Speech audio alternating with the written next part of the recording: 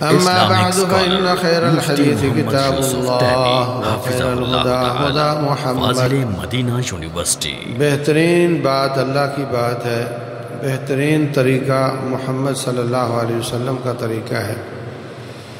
وشر الامور محدثاتها وكل محدثة بدعة.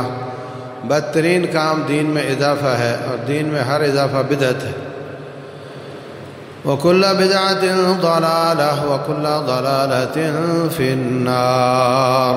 ہر بدعت گمراہی ہے اور ہر گمراہ جہنم میں جائے گا. اعوذ باللہ السمیع العلیم من الشیطان الرجیم.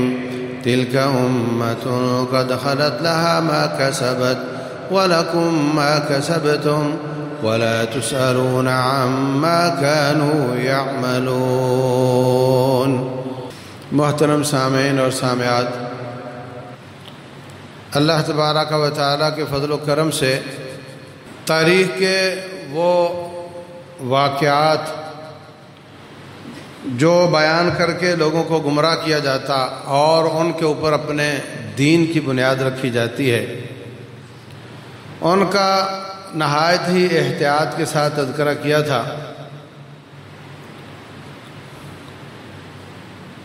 یہ وہ واقعات ہیں جن میں آ کر ہر شخص، ہر خطیب، ہر لکھاری، کاتب، اس کا قلم پھسل جاتا ہے، کسی کی زبان پھسل جاتی ہے، وہ جھول دکھانے لگ جاتا ہے، یا ادھر ہو جاتا ہے یا ادھر ہو جاتا ہے. نہایت احتیاط کے ساتھ سب کا موقف کیا تھا بیان کرنے کی کوشش کی تھی. جنگ جمل میں حضرت طلحہ اور زبیر رضی اللہ عنہما، حضرت عائشہ رضی اللہ عنہا، بغاوت اور نافرمانی کی نیت نہیں تھی بلکہ امیر المومنین کے ہاتھ مضبوط کرنے کی نیت تھی. بیچ میں ان بلوائیوں نے، ان تکفیریوں نے، ان خارجیوں نے لڑائی کروا دی، فائرنگ کر دی، جن کے بارے میں یہ تھا کہ ان سے قصاص لینا ہے. حضرت معاویہ بن ابی سفیان رضی اللہ عنہما پر حملہ کیا گیا تھا. انہوں نے آگے سے قرآن اٹھا کر کہہ دیا جی ہم فیصلہ چاہتے ہیں، لڑنا نہیں چاہتے. دو آدمی فیصلے کے لیے مقرر کیے گئے، حضرت علی کی طرف سے ابو موسیٰ اشعری اور حضرت معاویہ کی طرف سے عمر بن عاص رضی اللہ عنہما. مگر فیصلے کی نوبت نہیں آئی اور پھر وہ خارجی جن کو پتہ چلا کہ اب ہمارے ہی قصاص کے فیصلے ہونے جا رہے ہیں، انہوں نے نعوذ باللہ حضرت علی رضی اللہ تعالیٰ عنہ پر فتوے لگانے شروع کر دیے. ان کا زمانہ گزرا، حضرت حسن رضی اللہ تعالیٰ عنہ کی خلافت بنی. حضرت حسن رضی اللہ تعالیٰ عنہ نے کوفیوں کا حال دیکھ رکھا تھا، ان کی وفا کو، ان کی بدعہدی کو. انہوں نے ان پر اعتماد نہیں کیا اور نبی صلی اللہ علیہ وسلم کی بشارت پوری کرتے ہوئے حکومت حضرت معاویہ بن ابی سفیان کو دے دی اور پوری دنیا میں ایک خلیفہ ہو گیا جبکہ وہ انتشار کا شکار تھی. اب حضرت حسن رضی اللہ تعالیٰ عنہ معاویہ بن ابی سفیان کو حکومت دے رہے ہیں، خود دے رہے ہیں، لڑائی کے ساتھ نہیں، صلح کے ساتھ دے رہے ہیں. ان کو ظالم اور کافر سمجھ کر دے رہے ہیں. میں کسی کو خالی اتنا بول دوں کہ بندہ بڑا اچھا ہے تو یہ میری طرف سے تزکیہ سمجھا جاتا ہے. میں کسی کے ساتھ رشتہ داری کر لوں یا تجارت کر لوں، پھر لوگ مجھ سے پوچھے بندے کیسے ہیں، میری بات کو حجت سمجھا جائے گا. اور ایک شخص پوری دنیا جس میں دسیوں حکومتیں آج بنی ہوئی ہیں وہ دست میں رکھ کر کسی کو دے دے اور آپ یہاں بیٹھ کر اس پر فتوے لگاؤ گے. حضرت حسن رضی اللہ تعالیٰ عنہ نے معاویہ بن ابی سفیان رضی اللہ عنہما کو اچھا سمجھ کر حکومت دی یا خائن سمجھ کر حکومت دی؟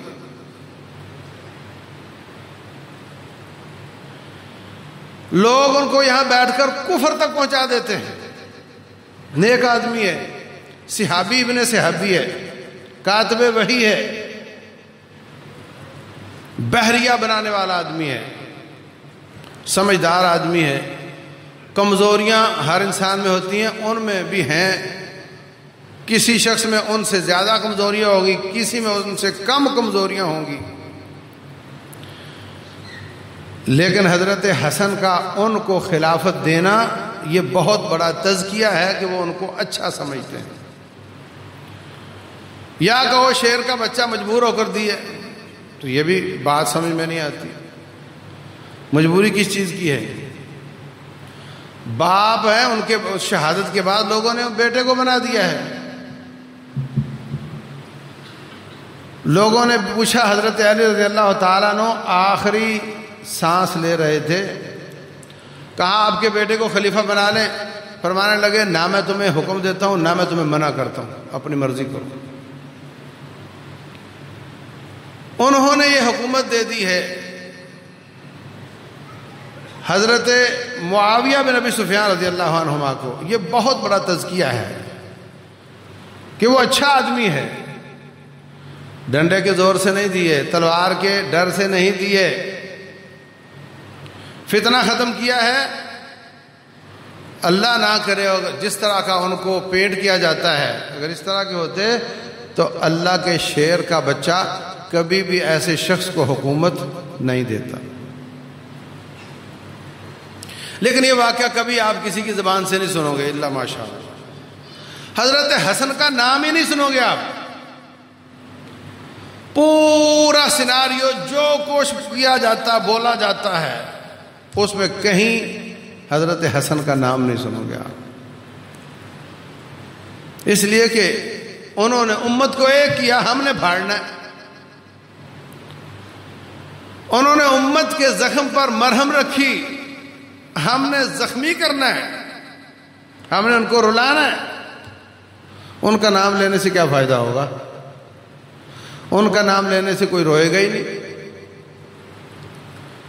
5-3 پاک کے نام سے ان کا نام آ جاتا ہے سرسری، یا حسنین کے نام سے ان کا نام آ جاتا ہے سرسری. لیکن اسپیشل ان کا نام کوئی لے، ان کی سیرت بیان کرے، ان کا یہ واقعہ بیان کرے، آپ جاؤ، مجھے 99% تقریروں میں یہ چیز نظر نہیں آئے گی. جہاں امت کٹتی ٹوٹتی پھٹتی نظر آئے گی اس کو اچھالا جائے گا، اس پر مزے لیے جائیں گے، اس پر اپنے حاشیے چڑھائے جائیں گے. اور جہاں امت جڑتی نظر آتی ہے، پھلتی پھولتی نظر آتی ہے، اس کو بیان نہیں کیا جائے گا. یہ امانت ہے جناب ان مولویوں کی.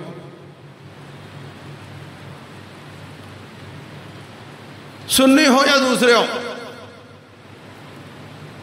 ایک ہی بات ہے، الا ماشاء اللہ. حضرت معاویہ رضی اللہ تعالیٰ عنہ خلیفہ بن گئے. 20 سال خلافت کے بعد مشورے کیے، مشرق و مغرب میں سارے علاقوں سے مشورے کیے کہ کس کو خلیفہ بنانا چاہیے.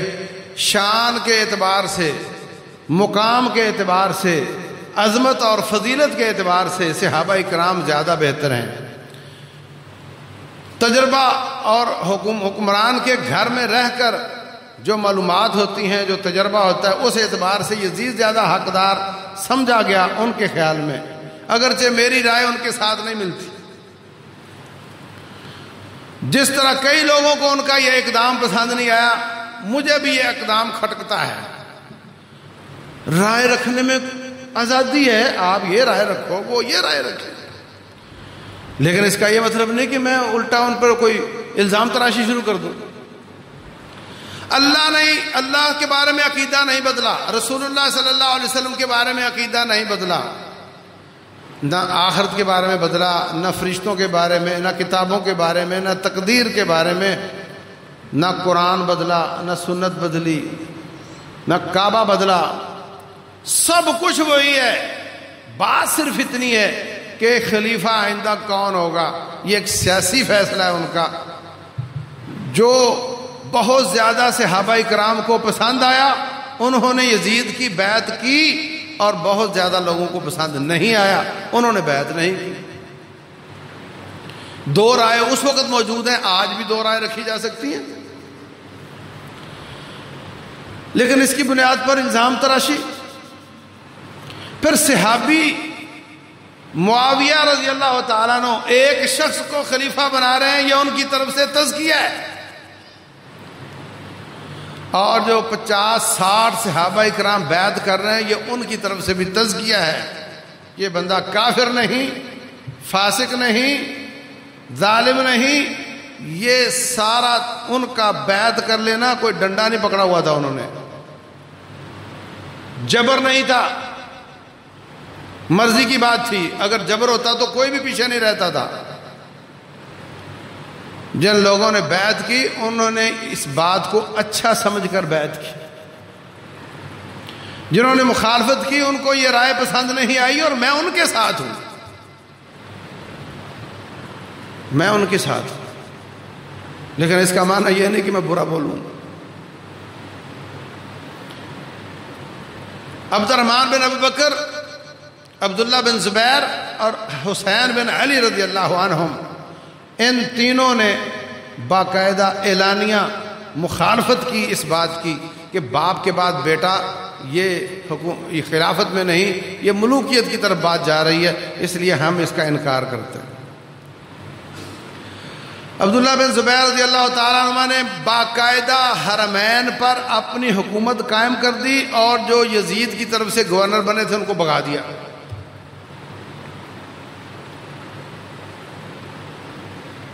عبد الرحمن بن ابی بکر نے کوئی باقاعدہ اس طرح کا کام نہیں کیا۔ حسین بن علی رضی اللہ تعالیٰ عنہ کو کوفے والوں نے بلایا کہ آپ یہاں آ جاؤ، ہم آپ کی حکومت کو مانتے ہیں، ہم اس حکومت کو نہیں مانتے۔ وہ ادھر نکلے، لیکن حضرت عبداللہ بن زبیر کہتے ہیں بھائی حسین آپ کوفہ مت جاؤ، آپ یہ میری بنی بنائی حکومت سنبھال لو، آپ کوفے نہ جاؤ۔ ان کا حقیقی بھائی علی رضی اللہ عنہ کا بیٹا محمد بن حنفیہ، وہ کہتے ہیں کہ میں آپ کو قطع نہیں جانے دوں گا، آپ ادھر رہیں، مت جائیں، کوفے والے وفادار نہیں ہیں۔ عبداللہ بن عباس رضی اللہ تعالیٰ عنہما منع کر رہے ہیں۔ سوال یہاں یہ ہے کہ حضرت حسین رضی اللہ تعالیٰ عنہ سمجھتے ہیں کہ اگر ادھر سے یہ کھڑے ہو گئے ہیں، ادھر سے وہ کھڑے ہو گئے ہیں، اور بعض روایتوں میں یہ بھی آتا ہے کہ حضرت حسن نے جب حکومت دی تھی تو ساتھ کہا تھا کہ اپنے بعد آپ نے اپنے گھر میں حکومت نہیں رکھنی، لوگوں کے مشورے کے ساتھ کام کرنا ہے۔ ان کے خیال میں یہ ہے کہ انہوں نے اپنے گھر میں رکھ لی، اس معاہدے کی مخالفت ہوئی، لہذا ہمارا کھڑا ہونا جائز ہے۔ معاویہ رضی اللہ تعالیٰ عنہ کے ذہن میں یہ ہے کہ میں نے سارے علاقے سے مشورہ کیا ہے، مشورے کے بعد یہ طے کیا ہے، اور میں سمجھتا ہوں کہ امت دو ہو چکی تھی، ایک ہوئی، تو اس میں زیادہ خیر ہے امت کے لیے۔ دونوں کا اجتہاد ہے، دونوں کو اجر ملے گا۔ جس کا اجتہاد رب کے نزدیک درست نکلا اس کو ڈبل اجر ملے گا، جس کا اجتہاد رب کے نزدیک غلط ہوا اس کو سنگل اجر ملے گا۔ رسول اللہ صلی اللہ علیہ وسلم فرماتے ہیں اذا اجتہد الحاکم فاخطأ فلہ اجر واحد واذا اجتہد فاصاب فلہ اجران۔ جو شخص اجتہاد کرتا ہے، دل کا کوڑا نہیں ہے، دل میں کجی نہیں ہے، اپنی طرف سے اچھا فیصلہ کرنے کی کوشش کرتا ہے، بہترین فیصلہ کرتا ہے، مگر وہ حق تک نہیں پہنچ پایا، اللہ اس کو ایک اجر ضرور دے گا اس کی محنت کا، اس کے خلوص کا، اور اگر وہ حق تک پہنچ جاتا ہے اس کو اللہ تعالیٰ دوہرا اجر دے گا، اس کی محنت اور خلوص کا بھی اجر دے گا اور حق تک پہنچ جانے کا بھی اجر دے گا۔ یہ تمام صحابہ کرام ان دو میں سے کسی ایک کھاتے میں ضرور جائیں گے۔ یا ان کو سنگل اجر ملے گا یا ڈبل ملے گا، محروم نہیں ہوں گے انشاءاللہ۔ حضرت حسین رضی اللہ تعالیٰ عنہ کو سب منع کر رہے ہیں مت جاؤ۔ اگر یہ مارکا کفر اسلام کا تھا، جیسے آج حسینیت اور یزیدیت کے نام پر امت کو دو لخت کیا جا رہا ہے اور کہا جا رہا ہے اسلام زندہ ہوتا ہے کربلا کے بعد، پہلے مردہ تھا، کربلا سے پہلے اسلام مردہ تھا، کربلا کے بعد کیا یزید ہٹ گیا تھا؟ بات سمجھے نہیں بھئی، چلو اسلام پہلے کفر تھا اور یزید ہٹا کر انہوں نے اسلام کو زندہ کیا، وہ تو وہیں کا وہیں ہے، تو پھر اسلام کیسے زندہ ہو گیا؟ اگر یزید کا آنا کفر تھا تو پھر کربلا کے بعد بھی یزید ہی رہا، تو اسلام زندہ کیسے ہوا؟ دونوں طرف صحابہ کرام ہیں، ذرا ہوش کے ساتھ زبان کھولا کرو۔ بڑے بڑے کم فہم مولوی اچھے عقیدے والے وہ بھی اسی کے بھینٹ چڑھے ہوئے ہیں، کوئی اس کو اچھا کہہ کر ادھر جا رہا ہے، کوئی اس کو لان تان کر کے ادھر جا رہا ہے۔ نہیں بھائی، دونوں فریقوں میں مسلمان ہیں، دونوں فریقوں میں صحابہ کرام ہیں، دونوں فریقوں میں تابعین کرام ہیں، سارے ہی مسلمان ہیں، سارے ہی نیک ہیں۔ بات صرف اتنی ہے کہ کیا باپ کے بعد بیٹے کو حکمران بننا چاہیے یا نہیں بننا چاہیے؟ دونوں رب رسول کو مانتے ہیں، دونوں کتب رسل آخرت تقدیر، کسی بات میں کسی کا کوئی اختلاف نہیں ہے، سوائے ایک بات کے کہ کیا سیاسی فیصلہ باپ کے بعد بیٹا ہونا چاہیے کہ نہیں۔ دونوں فریق مسلمان ہیں، مومن ہیں۔ اگر وہ جیت گیا تو بھی اسلام زندہ ہے، پہلے بھی زندہ ہے، بعد میں بھی زندہ ہے۔ اگر یہ جیت گیا تو بھی اسلام زندہ ہے، پہلے بھی زندہ ہے، بعد میں بھی زندہ ہے۔ اسلام کو تم نے اتنا کمزور سمجھا ہوا ہے۔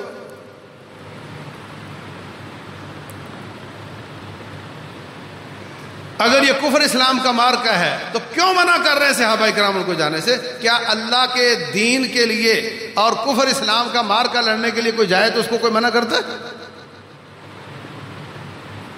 سب جاتے، وہ خود کیوں نہیں جا رہے؟ حضرت حسین رضی اللہ عنہما کا اپنا بھائی محمد کیوں نہیں جا رہا؟ کفر اسلام کا مارکا، شیر کا بچہ ہے، کیوں نہیں جا رہا؟ اور الٹا منع کیوں کر رہا ہے؟ وہ سمجھتے تھے کہ ایک سیاسی غلطی کی اصلاح کے لیے جا رہے ہیں اور اس کا امکان نہیں ہے، کوفی وفادار نہیں ہیں، اس لیے ان کو نہیں جانا چاہیے، کیونکہ جس مقصد کے لیے جا رہے ہیں وہ پورا ہوتا نظر آتا نہیں۔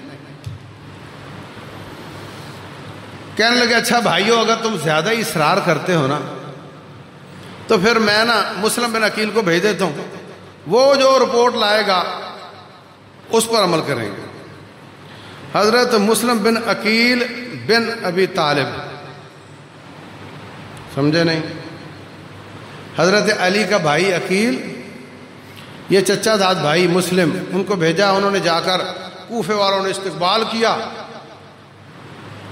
تو انہوں نے جلدی جلدی خط لکھ دیا کہ واقعتاً جنہوں نے خط لکھے تھے وہ اپنے قول اقرار پر قائم ہیں، آپ آنا چاہتے تو آ جائیں۔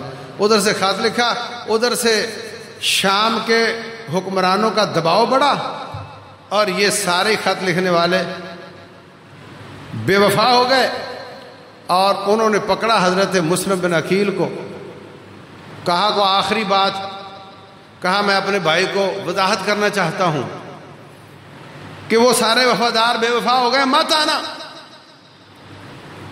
خط لکھ دیا، بعد میں انہوں نے حضرت مسلم کو شہید کر دیا۔ ابھی حضرت حسین بن علی رضی اللہ عنہما پہلے خط کی روشنی میں کوچ کر چکے ہیں کوفے کی طرف، دوسرا خط راستے میں ملا، شہادت کی خبر ملی اور کہ یہ وفادار نہیں رہے، آپ مت آؤ۔ حضرت حسین رضی اللہ عنہما کہتے کہ اگر یہ صورتحال ہے تو پھر مجھے واقعتاً وہاں نہیں جانا چاہیے، کیونکہ جس کام کے لیے جا رہا ہوں، جس مقصد کے لیے جا رہا ہوں، وہ تو پورا ہوتا نظر نہیں آ رہا۔ مسلم بن عقیل کے بھائی کہنے لگے ہمارا تو بھائی شہید ہو گیا، ہم تو جائیں گے۔ حضرت حسین کہتے ہیں کہ میں نے بھیجا تھا، شہید ہوا، اب آپ جاؤ اور بدلہ لو اور میں نہ جاؤں، یہ تو پھر اچھی بات نہیں ہے۔ لا خیر فی حیات بعدکم، تمہارے بعد زندہ رہنے کا کیا فائدہ، میں بھی ساتھ جاتا ہوں۔ وہاں نیت تھی ایک سیاسی غلطی کی اصلاح کی، یہاں سے نیت ہے بھائی کا قصاص۔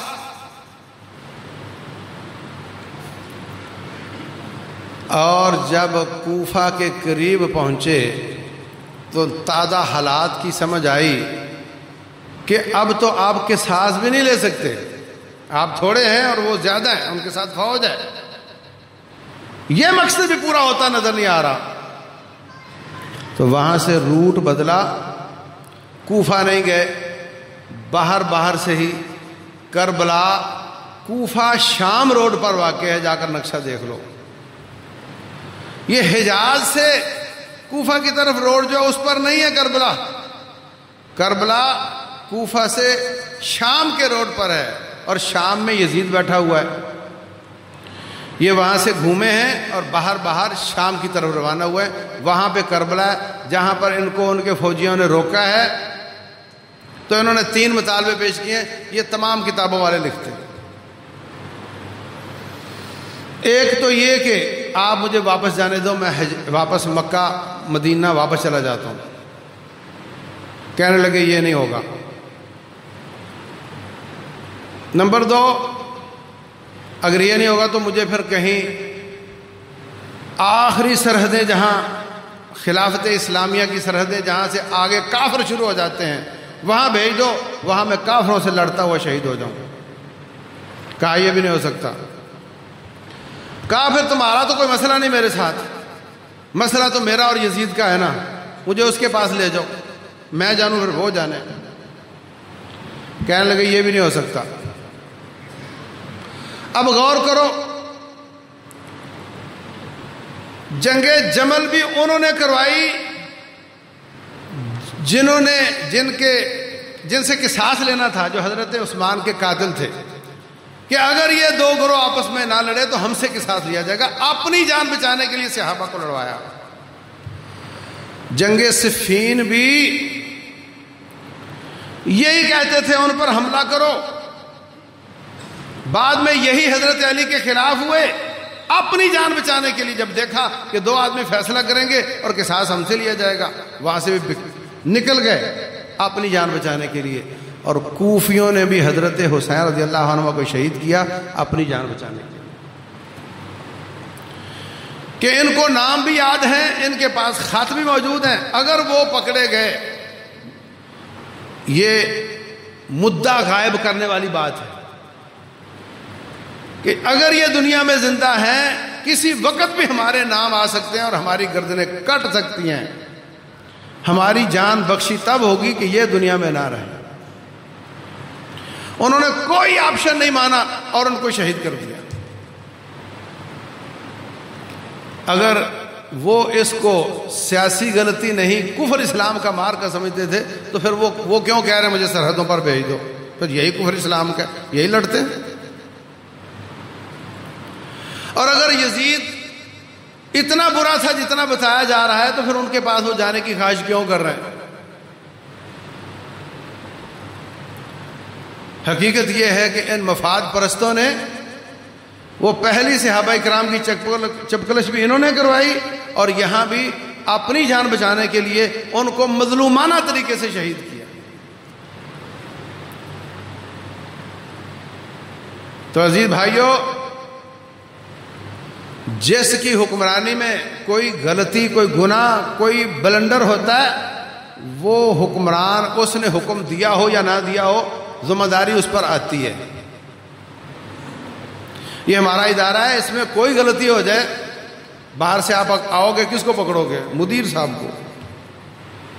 ہو سکتا ہے اس دن غائب ہو سکتا ہے وہ وہاں ہو ہی نہ، مگر آپ آتے ہی مدیر صاحب کو پکڑو گے۔ تیرے ادارے میں یہ غلط ہوا، میرے بچے کے ساتھ ظلم ہوا. اس لیے ہم یزید کو بے باک نہیں کر سکتے. نہ تو ہم وہ الزام لگا سکتے ہیں جو لگائے جاتے ہیں وہ ثابت نہیں، اور نہ ہم اس کو کلین چٹ دے سکتے ہیں کہ جناب اس کا تو کوئی قصور ہی نہیں ہے. اس کی بھیجی ہوئی فوج نے اور مقامی لوگوں نے یہ ظلم کیا ہے، اور اس کا ایک حصہ یزید پر پڑتا ہے اس لیے کہ وہ حکمران ہے. روایتیں ہر طرح کی ہیں. وہ جب آئے تو کہا ظالم میں نے تمہیں اس طرح کرنے کا کب کہا تھا، میں تو تم پہ تب بھی خوش تھا، تو ان کو زندہ گرفتار کر کے لے آتا، میں تب بھی خوش تھا، تو نے کیوں شہید کیا. یہ ساری باتیں بھی موجود ہیں، لیکن ہم اس کے باوجود اس کو کلین چٹ نہیں دے سکتے. اس کے زمانے میں بہت بڑا ظلم ہوا ہے، اس پر بھی اس کی زد آتی ہے. تو میرے عزیز بھائیوں، یہ سارے واقعات رسول اللہ صلی اللہ علیہ وسلم کی وفات سے 51 سال بعد کے ہیں. اب آپ کسی کو پوچھو تیرا کیا خیال ہے یزید کے بارے میں، اللہ فرماتے ہیں تلک امۃ قد خلت لہا ما کسبت ولکم ما کسبتم. وہ امت گزر چکی ہے، جو انہوں نے کیا اللہ ان سے پوچھے گا، جو تم نے کیا اللہ تم سے پوچھے گا. ولا تسألون عما كانوا يعملون، اور تمہیں ان کے بارے میں نہیں پوچھے گا. میں نے یہ نہ چاہتے ہوئے نہایت اختصار کے ساتھ یہ باتیں اس لیے کی ہیں کہ لوگ اس کو غلط بیان کر کے لوگوں کو گمراہ کر رہے ہیں. جو پوچھے تیرا کیا خیال ہے اس کو بولو کہ یہ میرا مسئلہ نہیں ہے. میرا مسئلہ ہے میری پاکی پلیدی، میری نماز روزہ، میرا عقیدہ، جس کا مجھے قبر میں حشر میں پوچھا جائے گا. میرے واجبات کیا ہیں، میرے پہ بیوی بچوں کے کیا حقوق ہیں، امت اسلامیہ کے کیا حقوق ہیں، جس کا مجھ سے پوچھا جائے گا. یہ واقعہ اگرچہ بڑا دل گداز ہے، بڑا ہی تکلیف دہ ہے، بڑا نقصان ہوا اس کے ساتھ، مگر اس سے پہلے بھی لوگ مسلمان تھے. جس طریقے سے وہ جنت میں جا سکتے ہیں ہم بھی جا سکتے ہیں، جس طریقے سے وہ جنت میں جا سکتے ہیں ہم بھی جا سکتے ہیں. اس کے بعد پھر یزید نے اپنی فوجیں بھیجی حضرت عبداللہ بن زبیر کے خلاف. اس پر بھی بڑا غلط سلط لکھا جاتا ہے، جی وہاں پہ بدکاریاں ہوئیں، وہاں پہ یہ ہوا وہ ہوا. موٹی سی بات ہے، ایک آدمی حکمران بن بیٹھا ہے، کسی کو اختلاف ہے یا نہیں ہے، وہ بن گیا ہے. اب دوسرا اس کو نہیں مان رہا، وہ کہتا ہے میں اپنی رٹ قائم کرنا چاہتا ہوں، وہ کہتے ہیں تیرا بننا ہی غلط ہے. یہ فتنہ ہے، یہ آزمائش ہے. لڑائی تو ہوگی، حکومت میں حکومت کون برداشت کرتا ہے، لڑائی تو ہوگی. انہوں نے فوجیں بھیجی. مکہ اور مدینہ میں حکومت تھی عبداللہ بن زبیر رضی اللہ عنہما کی. وہاں کے حملہ ہوا، جب حملہ ہوا تو بندے تو شہید ہونے تھے، ہوئے. اس کے بعد مکہ پہ حملہ ہوا، وہاں پہ بھی شہادتیں ہوئیں. عبداللہ بن زبیر رضی اللہ تعالیٰ عنہ خود بھی شہید کر دیے گئے. مدینے پہ حملے کو واقعہ حرہ بولا جاتا ہے. شہادتیں ہوئیں، یہ تو ہونا تھا. کئی لوگ ایسی باتیں لے آتے ہیں، فلاں نے فلاں کو گالی دی، فلاں نے فلاں کو برا کہا. بھئی جب تلوار چل سکتی ہے تو برا نہیں کہا جا سکتا. کوئی کسی کو برا کہے یہ بڑی بات ہے، یا تلوار سے گلا کاٹے یہ بڑی بات ہے. جب یہ ایسا ہوا ہے، اس کے اسباب بھی میں نے بتا دیا آپ کو. جو ایک دوسرے کو گلا کاٹ رہے ہیں وہ برا نہیں بول سکتے، برا بھی بول سکتے ہیں. اللہ تبارک و تعالیٰ فرماتے ہیں والذین جاءوا من بعدہم یقولون، وہ لوگ جو ان کے بعد آئے وہ یہ کہتے ہیں ربنا اغفر لنا، یا اللہ ہمیں معاف کر دے، ولاخواننا الذین سبقونا بالایمان، اور ہمارے ان بھائیوں کو معاف کر دے جو ہم سے پہلے مومن ایمان پر چلے گئے. ولا تجعل فی قلوبنا غلا للذین آمنوا، یا اللہ ہمارے دلوں کو ان کے خلاف کدورت سے پاک رکھ، ہمارے دلوں کو ان کے خلاف کدورت سے پاک رکھنا. انہوں نے خون اور پسینے کے ساتھ اسلام کو غالب کیا، انہوں نے خون اور پسینے کے ساتھ یہ دین یاد کر کے اگلی نسل تک پہنچایا، عمل کر کے دکھایا، اور آج ہم مسلمان ہیں۔ یہ ان کا ہم پر بہت بڑا احسان ہے، اس لیے ہم ان کے لیے سب کے لیے دعائیں کرتے ہیں۔ ہم کسی کو برا نہیں کہتے، نبی کا ساتھی برا ہو تو زاد نبی صلی اللہ علیہ وسلم پر آتے۔ ہاں کیا سمجھے ہو؟ رسول اللہ صلی اللہ علیہ وسلم کا ساتھی کوئی بھی برا نہیں ہے، سب اچھے ہیں، سب جنتی ہیں انشاءاللہ۔ بس اللہ تعالی ہمارے سینوں کو ان کے خلاف قدوروں سے محفوظ رکھے، اور ہمیں ان کی اچھائیاں بیان کرنے کی توفیق دے، ان کے برے دن بیان کرنے کی توفیق نہ دے، اور رب ذوالجلال والاکرام ہمیں ان کی سیرت پر عمل کرنے کی توفیق دے۔ اللہ فرماتے ہیں فَإِنْ آمَنُوا بِمِثْلِ مَا آمَنْتُمْ بِهِ فَقَدْ اهْتَدَوْا، اگر اے صحابہ جیسا ایمان تم لائے ہو لوگ ویسا ایمان لائیں گے تو میں قبول کروں گا، پھر وہ ہدایت یافتہ ہوں گے۔ صحابہ اکرام کا ایمان کسوٹی اور پیمانہ ہے۔ اللہ فرماتے ہیں وَإِذَا قِيلَ لَهُمْ آمِنُوا كَمَا آمَنَ النَّاسُ، جب ان سے کہا جاتا ہے ایسے ایمان لاؤ جیسے لوگ ایمان لائے، مطلب صحابہ اکرام اس وقت وہی تھے، قالوا انؤمن كما آمن السفهاء، کیا ہم ایسا ایمان لائیں جیسے بے وقوف ایمان لاتے ہیں؟ الا انہم هم السفهاء، جو صحابہ کرام کو برا تو دور کی بات ہے بے وقوف کہہ رہا ہے، اللہ فرماتے ہیں خبردار، حقیقت میں بے وقوف وہ ہے جو ان کو برا کہہ رہا ہے۔ ان کا ایمان کسوٹی اور پیمانہ ہے۔